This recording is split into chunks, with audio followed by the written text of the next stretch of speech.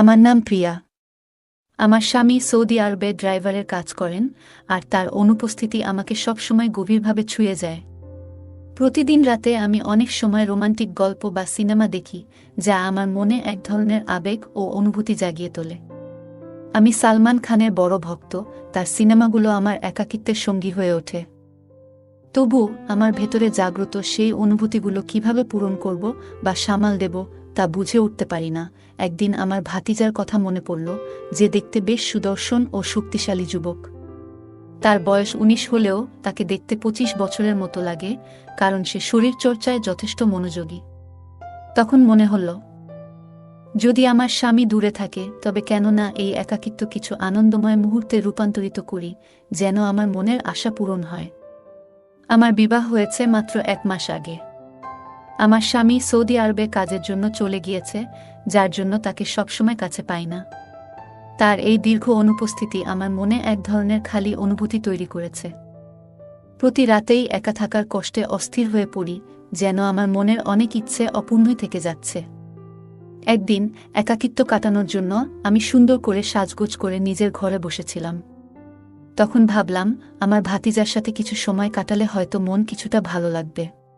তাই তাকে ঘরে ডেকে এনে কথা বলার চেষ্টা করলাম।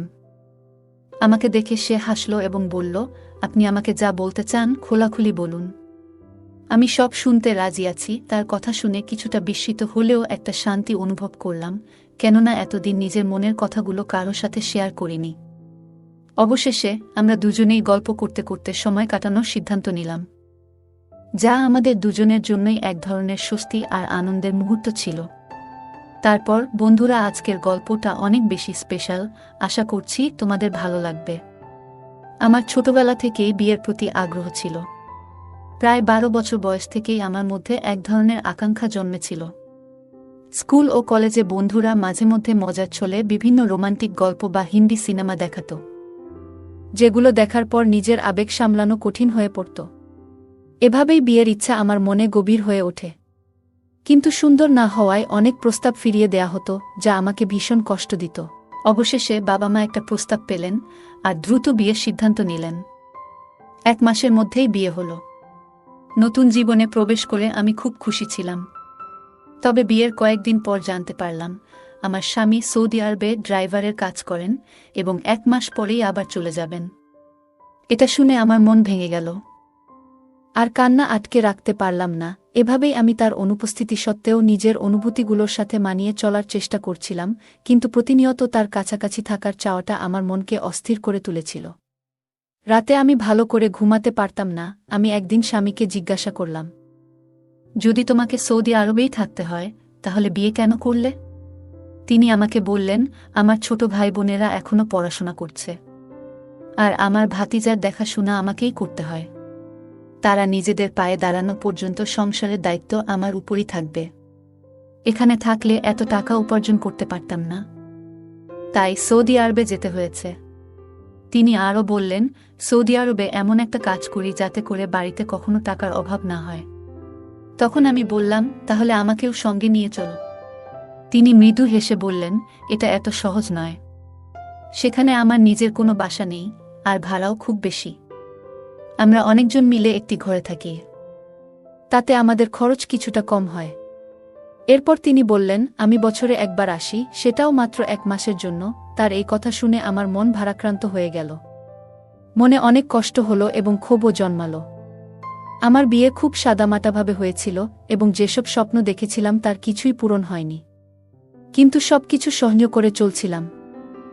আমার স্বামীর স্বভাব ছিল খুবই গম্ভীর।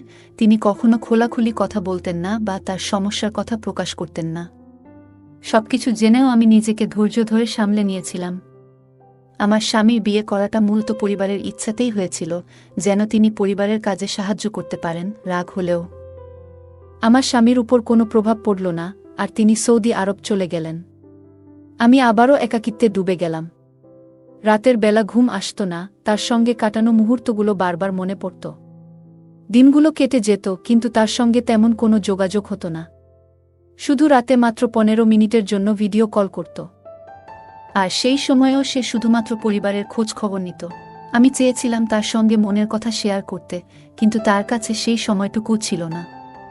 শাশুড়ি সামান্য কথাবার্তা বলতেন, আর বাকিটা সময় আমি ঘরের কাজে ডুবে থাকতাম। তবে আমার ছোট ভাতিজা ছিল, যে মাঝে মধ্যে এসে আমার সঙ্গে কথা বলত। শাশুড়ি রাতের বেলা তাড়াতাড়ি ঘুমিয়ে পড়তেন, যার ফলে রাতে আমি আর ভাতিজা প্রায় ঘরে একা থাকতাম, আর আমার স্বামীর ছোট ভাই বোনেরা বাইরে পড়াশোনা করত। আমরা প্রায় রাতের খাবার একসাথে খেতাম। আমার ভাতিজা খুবই হাসি খুশি একটি ছেলে, যে সারারাত তার বিশ্ববিদ্যালয়ের গল্প শোনাত, যদিও তার গল্পে আমার তেমন আগ্রহ ছিল না। এক রাতে আমি মোবাইলে হিন্দি সিনেমা দেখতে শুরু করলাম। সিনেমাটি ছিল বেশ সাহসী ধাঁচের, আর দেখতে দেখতে আমি গভীর চিন্তায় ডুবে গেলাম। পরের দিন সকালে যখন ঘুম থেকে উঠলাম, তখনও রাতের সেই সিনেমার কিছু দৃশ্য আমার মনে ঘুরছিল। আমি কিচেনে কিছু কাজ করলাম এবং দুপুরের খাবার তৈরি করলাম। কাজের সময়ও সেই দৃশ্যগুলো আমার মনে ঘুরছিল। আমি রান্নাঘরে বসে মনোযোগ দিয়ে সেই দৃশ্যগুলোর কথা ভাবছিলাম। হঠাৎ অনুভব করলাম কেউ যেন আমার পেছনে দাঁড়িয়ে আছে। আমি ঘুরে তাকাতেই দেখি আমার ভাতিজা সেখানে দাঁড়িয়ে আছে এবং সে সেই ভিডিওটি দেখে ফেলেছে। তাকে দেখে আমি কিছুটা অবাক হয়ে গেলাম, কিন্তু সে স্বাভাবিকভাবে বলল, চাচি, যদি খাবার তৈরি হয়ে থাকে তাহলে রুটি বানিয়ে দিন। আমি তাড়াতাড়ি মোবাইলটি বন্ধ করে রুটি বানাতে শুরু করলাম। তবে তারপর থেকে লক্ষ্য করলাম আমার প্রতি ভাতিজার আচরণ কিছুটা পরিবর্তিত হয়েছে। আগে সে আমার ঘরে আসতো না, কিন্তু এখন প্রায়ই আসতে শুরু করল। একদিন বলল, আজ বিকেলের চা সে আমার ঘরেই খাবে, কারণ লাউঞ্জে শীত বেশি। শীতকালে আমার শাশুড়ির অভ্যাস ছিল যে তিনি বেশিরভাগ সময় নিজের ঘরেই থাকতেন এবং সেখানেই খাবার নিয়ে যেতেন। শাশুড়িকে খাবার দিয়ে এসে দেখি আমার ঘরে আমার মোবাইলটি সে দেখছে। আমার মোবাইলের সমস্ত ব্রাউজিং হিস্টোরি দেখে ফেলেছে এবং জেনে গেছে আমি কী ধরনের ভিডিও দেখতে পছন্দ করি। তার এই আচরণে আমি বেশ অবাক হলাম। সে কে যে আমার ব্যক্তিগত জিনিস চেক করবে? চায়ের ট্রেটা বিছানার ওপর রাখলাম এবং নিজের মোবাইলটি ভাতিজার হাত থেকে নিয়ে পাশে সরিয়ে রাখলাম। চা খেতে খেতে ভাতিজা মুচকি হেসে বলল, চাচি, আপনার কী ধরনের সিনেমা দেখতে ভালো লাগে? তার এই প্রশ্ন শুনে আমি কিছুটা অপ্রস্তুত হয়ে বললাম, তোমার প্রশ্নের মানে কি? সে হেসে ব্যাখ্যা করল, মানে আপনার কি অ্যাকশন মুভি ভালো লাগে নাকি রোমান্টিক? আমি কিছুক্ষণ চুপ থেকে তার দিকে তাকালাম। সে মুচকি হেসে বলল, রোমান্টিক সিনেমার মধ্যে একটা আলাদা জাদু থাকে, বিশেষ করে হিন্দি সিনেমায়। আমি চুপ থাকায় সে নিজেই আবার বলল, চাচি, আপনি চাইলে আমাকে বন্ধু ভাবতে পারেন। ভাতিজা চাচির মধ্যে বন্ধুত্ব তো স্বাভাবিক, আর আপনার একাকিত্বে আমি পাশে থাকতে পারি।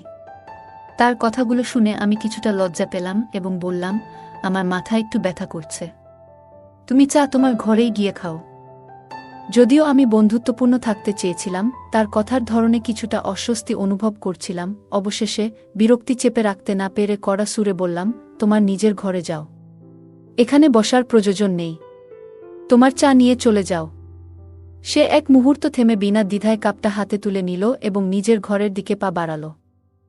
সাধারণত কাজের ফাঁকে সে আমার সঙ্গে হালকা মজায় মেতে উঠত, কিন্তু সেদিনের পর থেকে তার আচরণ অনেকটা বদলে গেল। সে যেন চুপচাপ আর দূরে দূরে থাকতে শুরু করল। পরদিন সকালে যখন আমি রান্নাঘরে সকালের নাস্তা বানাচ্ছিলাম, তখন সে হঠাৎ নিজের ঘর থেকে চাচি, চাচি বলে ডাকতে শুরু করল। আমি তার ঘরে ঢুকে দেখি সে নিজের শার্টের বোতাম লাগানোর চেষ্টা করছে। আমাকে দেখে সে বলল, চাচি, আমার শার্টের বোতাম খুলে গেছে, আপনি কি একটু সাহায্য করতে পারেন? আমি কিছুটা দ্বিধা নিয়ে তার শার্টের বোতাম লাগাতে শুরু করলাম, আর কাজের মধ্যে মনোযোগ দিলাম। কাজ করতে করতে হঠাৎ আমি লক্ষ্য করলাম সে আমার দিকে মনোযোগ দিয়ে তাকিয়ে আছে, যা আমাকে একটু অস্বস্তিতে ফেলল। একসময় যখন আমার চুলের একগুচ্ছ সামনে এসে পড়েছিল, সে নরমভাবে সেটি সরিয়ে কানের পেছনে রেখে দিল। আমি একটু চমকে পিছিয়ে আসলাম, আর সে হেসে বলল, চাচি, শুধু চুলগুলো সরিয়ে দিলাম, আপনি এত ঘাবড়ে গেলেন কেন? আমি দ্রুত বোতাম লাগানো শেষ করে নিজের ঘরে চলে এলাম। আমার মনে কিছুটা অস্বস্তি হচ্ছিল, তবে আমি নিজেকে সামলে নিলাম। আমি অনুভব করছিলাম যেন ভাতিজা আমার কাছাকাছি আসার চেষ্টা করছে, আর এই কারণেই আমি একটু দূরত্ব বজায় রাখতে চেষ্টা করছিলাম। এক রাতে যখন গভীর ঘুমেছিলাম, হঠাৎ মনে হলো কেউ যেন আমাকে গভীর মনোযোগ দিয়ে দেখছে। অস্বস্তি নিয়ে আমার ঘুম ভেঙে গেল। ঘরের ভেতর শুধু মৃদু নাইট ল্যাম্পের আলো জ্বলছিল। চারপাশে তাকিয়ে দেখলাম এবং ভাবতে লাগলাম, কেন এমন অস্বস্তি হচ্ছে? এরপর আমার চোখ ঘরের জানালার দিকে পড়ল, যা সাধারণত বন্ধ থাকে, কিন্তু আজ খোলা ছিল। আমি কিছুটা বিস্মিত হলাম, কারণ আমি সাধারণত জানালাটি খুলে রাখি না। জানালাটি বন্ধ করতে এগোতেই মনে হলো হয়তো কেউ ভাতিজার ঘরে ঢুকেছে। এই ভাবনাটা মনে আসতেই ভেতরে এক ধরনের অজানা ভয়ের অনুভূতি তৈরি হল। নিশ্চিতভাবেই ভাতিজাই হবে, যদিও আমি তাকে দেখিনি। তখন আমি ঘর থেকে বেরিয়ে শাশুড়ির ঘরে গিয়ে তার পাশে শুয়ে পড়লাম। কিন্তু তার জোরে নাক ডাকার কারণে বেশিক্ষণ থাকা গেল না। বাধ্য হয়ে আবার নিজের ঘরে ফিরে এলাম। সকালে নাস্তার সময় ভাতিজা বারবার আমাকে লক্ষ্য করছিল। হঠাৎ সে বলল, চাচি, চাচার কথা নিশ্চয়ই খুব মনে পড়ে, তাই না? আমি শান্তভাবে বললাম, হ্যাঁ, অবশ্যই মনে পড়ে। তখন সে আরও বলল, তাহলে নিশ্চয়ই রাতে ঘুম আসতে কষ্ট হয় আপনার। তার এমন প্রশ্ন শুনে আমি বিরক্ত হয়ে কঠোরভাবে বললাম, তুমি আজকাল খুব বেশি কথা বলছো। এভাবে কথা বলা বন্ধ করো। আমার কথা শুনে সে চুপচাপ সরে গেল। পরের রাতে দেখি আমার ঘরের জানালা অদ্ভুতভাবে খোলা, আর জানালার কাছে ভাতিজা দাঁড়িয়ে আছে। এই দৃশ্য দেখে খুব অস্বস্তি লাগল। পরদিন তাকে জিজ্ঞাসা করলাম, তুমি আমার ঘরের জানালার কাছে কেন এসেছিলে? সে মৃদু হেসে বলল, চাচি, আপনাকে ঘুমাতে দেখে খুব ভালো লাগছিল। তার এই উত্তর শুনে আমার ভেতরে রাগ জমে গেল। কঠিন স্বরে বললাম, এবার থেকে এমন কিছু করলে তোমার চাচাকে জানাব। সে কিছুটা বিরক্ত হয়ে সরে গেল। কিন্তু পরের রাতে ঘুমের মধ্যে হঠাৎ মনে হলো কেউ ঘরে রয়েছে। চোখ খুলে দেখি ভাতিজা আমার ঘরে খুব কাছাকাছি দাঁড়িয়ে আছে। ভয়ে ও বিস্ময়ে আমি তাকে বললাম, তুমি আমার ঘরে কি করছো? সে বলল, ঘরের দরজা খোলা ছিল, তাই ঢুকে পড়লাম। আসলে চাচা যখন এখানে নেই, তাই আপনার খেয়াল রাখতে ইচ্ছে হয় আমার। এই কথা শুনে আমি তাকে আরও সতর্ক করে বললাম যে এই ধরনের আচরণ আর কখনো যেন না করে এবং তার সীমার মধ্যে থাকে। সে আমার কথা শুনে ঘর থেকে চলে গেল। এরপর থেকে আমি সবসময় সতর্ক থাকি এবং তাকে তার নিজের জায়গায় থাকতে বুঝিয়ে দিয়েছি। তারপরের দিন রাতে আমি যখন ঘুমাচ্ছিলাম, আবার হঠাৎ মনে হলো আমার ঘরে কেউ এসেছে। চোখ খুলে দেখি আমার ভাতিজা। সে আমাকে বিভিন্ন কথা বলতে থাকলো। সে বলল, বিষয়টা এত সহজ ছিল না চাচি। তার আচরণ ও মিষ্টি কথাগুলো যেন আমাকে অসহায় করে দিয়েছিল। এর আগে আমি কিছু বুঝে ওঠার আগেই সে আমাকে এক অদ্ভুত জালে জড়িয়ে ফেলেছিল। হঠাৎ সে আমার মুখে হাত রেখে বলল, কেউ যদি দরজা দিয়ে চলে আসে? তুমি যে দরজা খোলা রেখেছ সেটা কি আমার জন্য? তার কথা শুনে আমি বিস্মিত হয়ে ভাবছিলাম, কখনো তো এমন অনুভূতি আমার মধ্যে আসেনি। আমি তাকে সবসময় নিজের সন্তানের মতোই ভেবেছিলাম। তবে সত্যটা হলো, সে যেন এক প্রজ্বলিত আগুনের মতো, এবং এই আগুন থেকে দূরে থাকাই ভালো, কিন্তু আমি পারলাম না। এই ঘটনা আমার জীবনে এক অস্থিরতা এনে দিল। আমি অশ্রু মুছতে মুছতে তাকে বললাম, তুমি যা করেছ তা ঠিক হয়নি। আমি এই ব্যাপারে আল্লাহর কাছে প্রার্থনা করব যেন তিনি তোমাকে শাস্তি দেন। সে বলল, তুমি যেসব সিনেমা এবং গল্প দেখো সেগুলো কি? চাচি যান, তোমার চোখেও তো ওসব চলতে থাকে, বলেই সে চলে গেল। আমি কখনো চাইনি যে এরকম কিছু আমার সাথে হবে।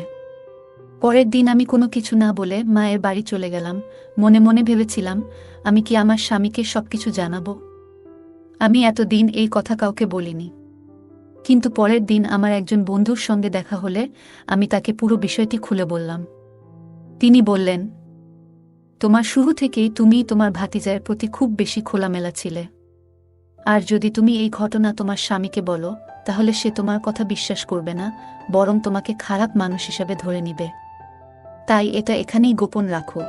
আমি একটি ছোট ফ্ল্যাট ভাড়া নিলাম এবং বাড়ি ফেরার পরিকল্পনা বাদ দিয়ে দিলাম।